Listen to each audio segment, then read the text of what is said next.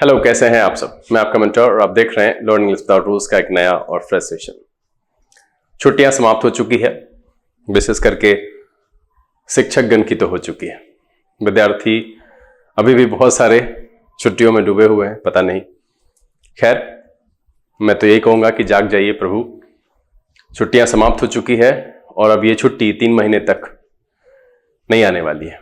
और ये 3 महीना यानी होली से पहले की बात कर रहा हूं, जो कि बहुत जरूरी है।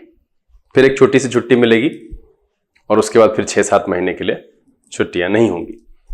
और यही 2 लंबी अवधि ये तय करेगी कि अगले साल के एग्जामिनेशन में आपका परफॉर्मेंस कैसा रहेगा। आज मैं यहां पर उपस्थित हुआ हूं चूंकि टीटीएस है, मंगलवार, और समय है द हिंदू एडिटोरियल वोकैबुलरी का। तो चलिए सेशन की शुरुआत करते हैं। लेकिन उससे पहले जो लोग इस चैनल पर नए हैं, वैसे पुराने लोग जिन्होंने अब तक चैनल को सब्सक्राइब नहीं किया है, दोनों लोग चैनल को सब्सक्राइब कर लीजिए। बेल आइकन प्रेस करके नोटिफिकेशन कॉल पर रखिएगा ताकि यहां से जो वीडियो अपलोड हो उसकी सूचना आपको मिले और कोई भी सेशन मिस ना हो। लाइक और शेयर करने में कंजूसी नहीं कीजिएगा। साथ में वीडियो की शुरुआत में ही मैंने कुछ बदलाव करके थोड़ा सा ऐड करने की कोशिश की है। कमेंट में बताइएगा कि कैसा लगा। ये एक छोटा सा, मुझे लगता है 30 सेकेंड 35 सेकेंड का है। तो मैं जानना चाहता हूं कि ये रहने दूं या फिर अगले दिन से जैसा नॉर्मल चल रहा था वैसा ही चले। सेशन के दौरान मन में कोई दुविधा रह जाए तो कमेंट में लिख करके बताइएगा जरूर। और फिर से कह रहा हूं कि 50 लाइक्स के आंकड़े मैंने आपको दिए थे, अब तक आपसे पार हुए नहीं, तो अब शुरू कर दीजिए और कोशिश कीजिएगा कि इसको उसके पार तक ले जाएं। चलिए सेशन की शुरुआत करते हैं। लर्निंग इंग्लिश विदाउट रूल्स के सेशन में एक बार फिर से आप सबका तहे दिल से स्वागत है। उम्मीद है आप सब तैयार हैं। तो चलिए सेशन की शुरुआत करते हैं। लेकिन शुरुआत में ही आज मैंने अब हर दिन एक इस तरीके का मैं लेकर के आपके सामने उपस्थित हो जाऊंगा वर्ड ऑफ द डे। हाँ, कुछ अच्छे वर्ड्स आते हैं जिसको कि आप अपने स्पीकिंग में इस्तेमाल कर सकते हैं और थोड़े अतरंगी टाइप के होते हैं। तो मुझे लगा क्यों ना इसको डाला जाए। जो लोग स्पीकिंग के पर्पज से भी अगर ये देखते हैं तो इन सारे शब्दों को मिला करके थोड़ी प्रभावी इंग्लिश बोल पाएंगे। तो आज का जो वर्ड है वो है लेम डक। ठीक है, इसके बारे में थोड़ा सा जान लेते हैं, फिर हम अपने सेशन पर आगे बढ़ेंगे। यह भी एक प्रकार से वोकैबुलरी का ही हिस्सा है, ऐसा नहीं है कि इसमें हम कुछ कर रहे हैं, बट हाँ थोड़े अतरंगी से वर्ड है। मुझे लगा क्यों ना इसको थोड़ा हाईलाइट किया जाए, सेशन के ऊपर में रखा जाए। लेम डक नाउन की तरह इस्तेमाल होता है और इसका मतलब होता है दिवालिया से। मतलब है a person, organization, plan etcetera that is not successful and needs help, है ना। मतलब एक कोई पर्सन हो, ऑर्गेनाइजेशन हो, कोई प्लान हो जो सफल ना हो और जिनको मदद की जरूरत हो उसके लिए, या फिर a person in a position of authority in a company और organisation whose power is reduced because their time in the job is about to end. मतलब है कि जिनका अथॉरिटी में समय जो है वो समाप्त होने वाला हो। मतलब है कि असफल एवं सहायता का जरूरतमंद, दिवालिया कह सकते हैं, या दूसरा मीनिंग यहां से ले सकते हैं कि अ person in a position of authority in a company or organization whose power is reduced।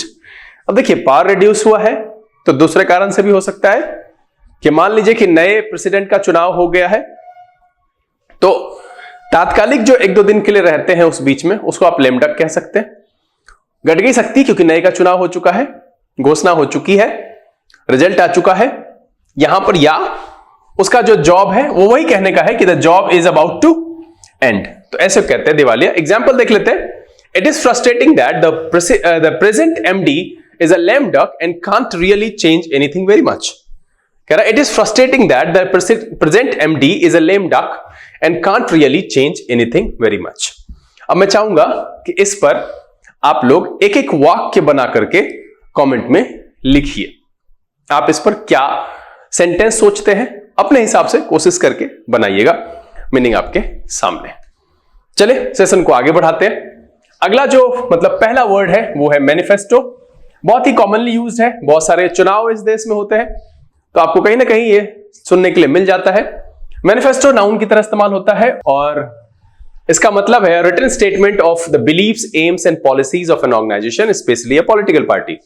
मतलब है कि किसी ऑर्गेनाइजेशन के पॉलिसीज, बिलीव्स एंड एम्स को रिटन स्टेटमेंट के द्वारा बताना, वो रिटन स्टेटमेंट कहलाता है मैनिफेस्टो। और ऑर्गेनाइजेशन क्या है, विशेष करके कौन, पॉलिटिकल पार्टी। घोषणा पत्र, बहुत ही आसान शब्द में समझिए। तो पहला शब्द है मैनिफेस्टो, जिसका मतलब होता है घोषणा पत्र। सिनोनिम की बात करें, proclamation, declaration and announcement.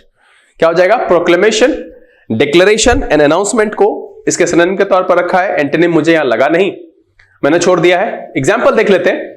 In their election manifesto the Liberal Democrats proposed increasing taxes to pay for improvements in education. क्या है? In their election manifesto the Liberal Democrats proposed increasing taxes to pay for improvements in education. Page पर जो पहला शब्द आया है वो है मैनिफेस्टो, मतलब होता है written statement of the beliefs, aims and policies of an organisation, specially a political party. चलिए अगला जो शब्द है वो है मेल्ट डाउन। यह भी नाउन की तरह प्रयोग होता है।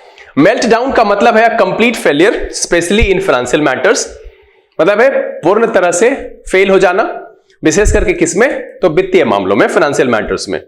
या फिर कह सकते हैं डिजास्टर्स कोलैप्स और ब्रेकडाउन। ऐसे ये न्यूक्लियर पावर से रिलेटेड जो मेल्ट डाउन है वहां पर, उससे भी ये संदर्भ है। चूंकि ये जो पैराग्राफ था, जो एडिटोरियल था, उसमें इसका संदर्भ इससे जुड़ा हुआ है कि डिजास्टर्स कोलैप्स और ब्रेकडाउन से, तो इसलिए मैंने यहां पर ये मीनिंग रखा है। गिरावट या पतन के लिए हम अर्थ में रख सकते हैं इसको। सिनोनिम की बात करें, कोलैप्स, ब्रेकडाउन एंड फियास्को। क्या हो जाएगा? Collapse, breakdown and fiasco. Antonym की बात करें, स्टेबिलिटी, कंपोजर एंड रिकवरी। क्या हो जाएगा? Stability, composure and recovery. Example देख लेते हैं। The global financial system suffered a major meltdown. The global financial system suffered a major meltdown. इस पेज पर जो दूसरा शब्द आया है वो है meltdown, a complete failure specially in financial matters, और a disasters collapse or breakdown, गिरावट और पतन के अर्थ में हम इस्तेमाल करते हैं। चलिए अगला जो शब्द है वो है प्लंज। प्लंज वर्ब और नाउन दोनों तरीके से प्रयोग किया जा सकता है। इसका मतलब होता है टू जंप, ड्रॉप और fall suddenly and with force, और अ सडन जंप, ड्रॉप और फॉल, मतलब है अचानक जोरों से छलांग लगाना, गिरना, डुबकी लगाना। आकस्मिक छलांग या गिरावट को भी प्लंज कहते हैं। ठीक है, नाउन की तरह जब इस्तेमाल करेंगे तो आकस्मिक छलांग या गिरावट हम उस अर्थ में रखेंगे। डुबकी लगाना, गिरना, छलांग लगाना, ये जो होगा वर्ब की तरह इस्तेमाल होगा। सिनोनिम की बात करें, dip, sink, dive and submerge. क्या हो जाएगा? Dip, sink, dive and submerge. Antonym की बात करें, emerge, rise and take out. Emerge, rise and take out, इसके एंटोनिम के तौर पर हम इस्तेमाल कर सकते हैं। एग्जांपल देख लेते हैं। ही ran to the river and plunged in.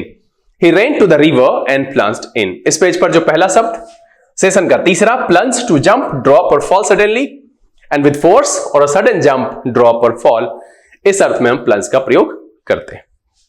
चलिए अगला शब्द है पुट अप। ये एक फ्रेजल वर्ब है, इसके कई सारे मीनिंग होते हैं। यहां पर उनमें से एक मीनिंग मैं यहां पर रख रहा हूं कि to show a particular level of skill, determination etc in a fight or contest, or to suggest an idea etc for the other people to discuss। मतलब है प्रस्तुत करना, प्रदर्शित करना और बनाना, इस अर्थ में हम पुट अप का प्रयोग करते हैं। to suggest an idea etc for other people to discuss, या to show a particular level of skill, determination etc in a fight or contest, इस अर्थ में भी हम पुट अप का प्रयोग करते हैं। सिनोनिम की बात करें, बिल्ड, कंस्ट्रक्ट, कंस्ट्रक्ट, मेकअप और setup. Build, construct, makeup, setup, एक अर्थ में पुटअप के सिनोनिम के तौर पर इस्तेमाल करेंगे। एंटोनिम की बात करें, destroy, pull down and take down. क्या हो जाएगा? डिस्ट्रॉय, पुल डाउन और टेक डाउन, एक अर्थ में इसके एंटोनिम के तौर पर इस्तेमाल किया जा सकता है। एग्जांपल करें, the team put up a great performance. क्या है? The team put up a great performance. इस पेज पर जो दूसरा शब्द है वो है पुट अप, एक फ्रेजल वर्ब है, कई अर्थ में प्रयोग होता है। मैंने पहले भी कहा है, आप मैन्युअली खुद से खोज करके लिख लीजिएगा, अच्छा रहेगा। To show a particular level of skill, determination etc in a fight or contest, or to suggest an idea etc for other people to discuss। प्रस्तुत करना, प्रदर्शित करना या बनाना, इस अर्थ में हम इसका प्रयोग करते हैं। चलिए अगला जो शब्द है वो है रडरलेस। रडरलेस एक एडजेक्टिव की तरह प्रयोग होता है। रडरलेस का जो मतलब है वो है without anyone to control something और provide an um direction for it, being unclear about what is to be done। मतलब है कि बिना दिशा, उद्देश्य या नियंत्रण के, पतवारहीन, दिशाहीन, नियंत्रणहीन, उस अर्थ में हम रडरलेस का प्रयोग करते हैं। सिनोनिम की बात करें, aimless, frivolous, random and pointless. क्या हो जाएगा? Aimless, frivolous, random and pointless, एक अर्थ में रडरलेस के सिनोनिम के तौर पर इस्तेमाल करेंगे। एंटोनिम की बात करें, कंसिस्टेंट, सिस्टमैटिक एंड पर्पसफुल। क्या हो जाएगा? कंसिस्टेंट, सिस्टमैटिक एंड पर्पसफुल, एक अर्थ में रडरलेस के एंटोनिम के तौर पर हम इस्तेमाल कर सकते हैं। एग्जांपल देख लेते हैं। Without his wife he felt lost and rudderless. क्या है? Without his wife he felt lost and rudderless. इस पेज पर जो पहला शब्द है वो है रडरलेस। रडरलेस एडजेक्टिव की तरह प्रयोग होता है, मतलब है without anyone to control something और provide an aim or direction for it, being unclear about what is to be done. मतलब है दिशाहीन, नियंत्रणहीन, पतवारहीन, बिना किसी उद्देश्य और नियंत्रण के। इस अर्थ में हम रडरलेस का प्रयोग करेंगे। चलिए अगला जो शब्द है वो है क्लिंग। क्लिंग वर्ब की तरह प्रयोग होता है और इसका मतलब होता है to hold on tightly to someone or something or to continue to believe something often when it is not reasonable to do so। मतलब है चिपकना, लिपटना, जुड़े रहना, प्रायः असंगत विश्वास या आस्था बनाए रखना। मतलब यहां देख रहे हैं to continue to believe something often when it is not reasonable to do so। मतलब वो रीजनेबल नहीं है फिर भी उसके साथ जुड़े रहना, आस्था बनाए रखना, इसके लिए हम क्लिंग का प्रयोग करते हैं। सिनोनिम की बात करें stick, adhere, attach and bind. Stick, adhere, attach and bind एक अर्थ में इसके सिनोनिम के तौर पर इस्तेमाल करेंगे। एंटोनिम की बात करें detach, discontinue and give up. क्या हो जाएगा? Detach, discontinue and give up cling के एंटोनिम के तौर पर इस्तेमाल किया जा सकता है। एग्जांपल देख लेते हैं। They were still clinging to the hope that the girl would be found alive. They were still clinging to the hope that the girl would be found alive. इस पेज पर जो दूसरा शब्द है वो है क्लिंग, मतलब होता है to hold on tightly to someone or something या फिर to continue to believe something often when it is not reasonable to do so। इस अर्थ में हम इसका प्रयोग करते हैं असंगत विश्वास या आस्था को बनाए रखना, चिपके रहना, लिपटना, जुड़े रहना। चलिए अगला जो शब्द है वो है इनफ्लक्स। इनफ्लक्स नाउन की तरह प्रयोग होता है और इसका मतलब होता है लार्ज नंबर्स ऑफ पीपल और थिंग्स अराइविंग सडनली। इनफ्लक्स का मतलब होता है लार्ज नंबर्स ऑफ पीपल और थिंग्स अराइविंग सडनली। मतलब है बड़ी संख्या में लोगों या वस्तुओं का एकाएक कहीं से आना, अंतर्वहन, इनफ्लक्स कहते हैं। सिनोनिम की बात करें इनंडेशन, इनरस एंड रस। क्या हो जाएगा? इनंडेशन, इनरस एंड रस एक अर्थ में इनफ्लक्स के सिनोनिम के तौर पर इस्तेमाल करेंगे। एंटोनिम की बात करें आउटफ्लो, एग्रेस एंड एक्सोडस। क्या हो जाएगा? आउटफ्लो, एग्रेस एंड एक्सोडस एक अर्थ में इनफ्लक्स के एंटोनिम के तौर पर इस्तेमाल किया जा सकता है। इनफ्लक्स इस पेज पर आने वाला पहला शब्द मतलब है लार्ज नंबर्स ऑफ पीपल और थिंग्स अराइविंग सडनली। एग्जांपल देख लेते हैं। Many cities saw a large influx of migrant workers. क्या है? Many cities saw a large influx of migrant workers. चलिए अगला जो शब्द है वो है डेटॉन्ट। डेटॉन्ट नाउन की तरह इस्तेमाल होता है और इसका मतलब होता है an improvement in the relationship between two और more countries which have been unfriendly towards each other in the past। मतलब है पहले विरोधी रहे दो देशों के बीच संबंध सुधार, जैसे कि भारत और चीन के बीच में अभी जो हाल फिलहाल में बदलाव हुआ है, पॉलिटिकल रिलेशंस में कुछ दिख रहा है बदलाव सा, तो डेटॉन्ट है। और इसके बारे में ये जो ऊपर में है मैंने कहीं जानकारी दी है, आप सब मुझे कमेंट में लिख करके बताइएगा कि क्या आपको वो जानकारी मिली या नहीं मिली। नहीं मिली तो सीधा मतलब है क्या आपने वीडियो स्किप किया है, छूटा कहीं पर। जी हाँ, ये आपके कॉमन में दिखता है। आपके श्रृंगार प्रसाधन में लड़कियां लैक्मी बोलती है, वहां भी नहीं दिखता है, वहां दिखता है लगा हुआ लैक्मे होता है। डेटॉन्ट मतलब होता है an improvement in the relationship between two और more countries which have been unfriendly towards each other in the past. पहले विरोधी रहे दो देशों के बीच में संबंध सुधार को डेटॉन्ट कहते हैं।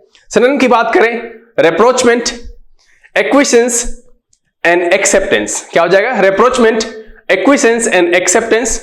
एंटोनिम की बात करें हॉस्टिलिटीज, कॉन्फ्लिक्ट, डिसेंशन एंड अपोजिशन। क्या हो जाएगा? हॉस्टिलिटीज, कॉन्फ्लिक्ट, डिसेंशन एंड अपोजिशन एक अर्थ में डेटॉन्ट के एंटोनिम के तौर पर हम इस्तेमाल कर सकते हैं। एग्जाम्पल देख लेते हैं। The talks are aimed to furthering detente between the two countries। The talks are aimed at furthering detente between the two countries। एक बार फिर से एग्जांपल सुन लीजिए।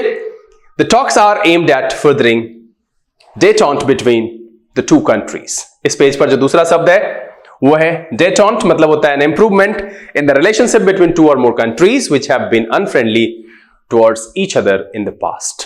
चलिए अगला जो शब्द है वो है amass। amass वर्ब की तरह प्रयोग होता है और बहुत आसान सा मीनिंग है टू कलेक्ट और put together a large quantity of something. मतलब है किसी वस्तु को बड़ी मात्रा में एकत्रित करना या संचित करना, जमा कर लेना या संचित करना। टू कलेक्ट और put together a large quantity of something, किसी वस्तु को बड़ी मात्रा में एकत्रित या संचित करना, इस अर्थ में amass का प्रयोग करते हैं। सिनोनिम की बात करें, गैदर, कलेक्ट, गार्नर, एक्यूमुलेट। क्या हो जाएगा? Gather, collect, garner, accumulate. Antonym की बात करें, dissipate, disperse, scatter and separate. क्या हो जाएगा? Dissipate, disperse, scatter and separate. Example देख लेते हैं। We have amassed a lot of information on the subject। क्या है? We have amassed a lot of information on the subject। इस page पर जो पहला शब्द है वो है amass।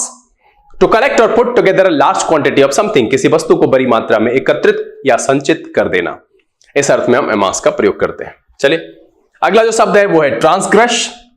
ट्रांसग्रेस वर्ब की तरह प्रयोग होता है और इसका मतलब होता है to go beyond the limits और against the rules of socially, morally और लीगली एक्सेप्टेबल बिहेवियर। सामाजिक, नैतिक या कानूनी रूप से स्वीकार्य सीमा के बाहर जाना। मतलब क्या है? अतिक्रमण करना, हद पार कर देना, नियम भंग करना। इस अर्थ में हम ट्रांसग्रेस का प्रयोग करते हैं। To go beyond the limits और against the rules of socially, morally और लीगली एक्सेप्टेबल बिहेवियर। सिनोनिम की बात करें, violate, disobey, infringe and contravene. क्या हो जाएगा? Violate, disobey, infringe and कंट्रवीन।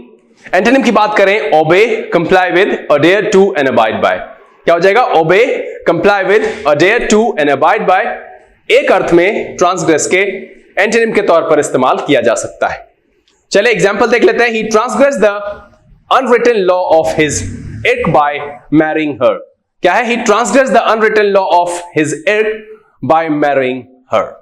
इस पेज पर जो दूसरा शब्द आया वो है ट्रांसग्रेस। मतलब होता है to go beyond the limits और against the rules of socially, morally और लीगली एक्सेप्टेबल बिहेवियर। सामाजिक, नैतिक और कानूनी रूप से स्वीकार्य सीमा के बाहर जाना, यानी हद पार कर देना, नियम भंग कर देना, अतिक्रमण करना, इस अर्थ में इस्तेमाल करते हैं हम ट्रांसग्रेस का। चलिए अगला जो शब्द है वो है प्रोपोन्ड। वर्ब की तरह प्रयोग किया जाता है और इसका मतलब होता है to suggest an idea or explanation of something for people to consider. क्या है? कि विचार, व्याख्या या सिद्धांत परिचर्चा के लिए प्रस्तुत करना या प्रतिपादित करना, इस अर्थ में हम प्रोपोन्ड का इस्तेमाल करते हैं। To suggest an idea or explanation of something for people to consider, इस अर्थ में प्रयोग किया जाता है प्रोपोन्ड का। सिनोनिम क्या है? Propose, suggest and pose. क्या हो जाएगा? Propose, suggest and pose. Antonym की बात करें, ignore, deny, reject and reply. क्या हो जाएगा? Ignore, deny, reject and reply एक अर्थ में प्रोपोन्ड के एंटोनिम के तौर पर इस्तेमाल किया जा सकता है। एग्जाम्पल देख लेते हैं। The theory of natural selection first propounded by Charles Darwin. The theory of natural selection first propounded by Charles Darwin. इस पेज पर जो पहला शब्द आया है वो है प्रोपोन्ड। मतलब होता है to suggest an idea or explanation of something for people to consider. मतलब है विचार, व्याख्या, सिद्धांत आदि परिचर्चा के लिए प्रस्तुत करना या प्रतिपादित करना। ठीक है, प्रोपोन्ड। चलिए अगला जो शब्द है वो है लिंचपिन। लिंचपिन नाउन की तरह प्रयोग होता है और इसका मतलब होता है person or thing vital to an enterprise or organisation. मतलब है किसी प्रणाली या संगठन के लिए महत्वपूर्ण हिस्सा, मुख्य घटक, उसको कहते हैं लिंचपिन। वैसे कोई भी गाड़ी है ना, व्हील होता है ना, उसके में धुरी में जो वो पिन होता है उसको भी लिंचपिन कहा जाता है। बहुत इंपॉर्टेंट होता है उसके लिए, उसके बिना वो चल ही नहीं पाएगा। तो लिंचपिन का मतलब होता है person or thing vital to an enterprise or organisation. इस अर्थ में हम लिंचपिन का प्रयोग करते हैं। सिनोनिम क्या है? तो लिंचपिन, किंगपिन एंड बैकबोन। क्या है? Linchpin, kingpin and backbone. इसको दोनों स्पेलिंग से लिखा जाता है, इसलिए मैंने यहां पर डाल दिया है। एंटोनिम क्या है? Follower, worker and employ. Follower, worker और एम्प्लॉय एक अर्थ में लिंचपिन के एंटोनिम के तौर पर इस्तेमाल किया जा सकता है। एग्जाम्पल देख लेते हैं।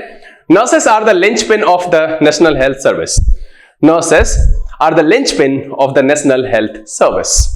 इस पेज पर जो दूसरा शब्द आया है वो है लिंचपिन। मतलब होता है portion or thing vital to an enterprise or organisation. मतलब है किसी प्रणाली या संगठन का महत्वपूर्ण हिस्सा, मुख्य घटक। इस अर्थ में हम लिंचपिन का प्रयोग करते हैं। चले अगला जो शब्द है वो है इमुलेट। इमुलेट वर्ब की तरह प्रयोग होता है और इसका मतलब होता है to try to do something as well as or better than somebody. ठीक है, मतलब है किसी के बराबर होना या उससे आगे बढ़ने की चेष्टा करना।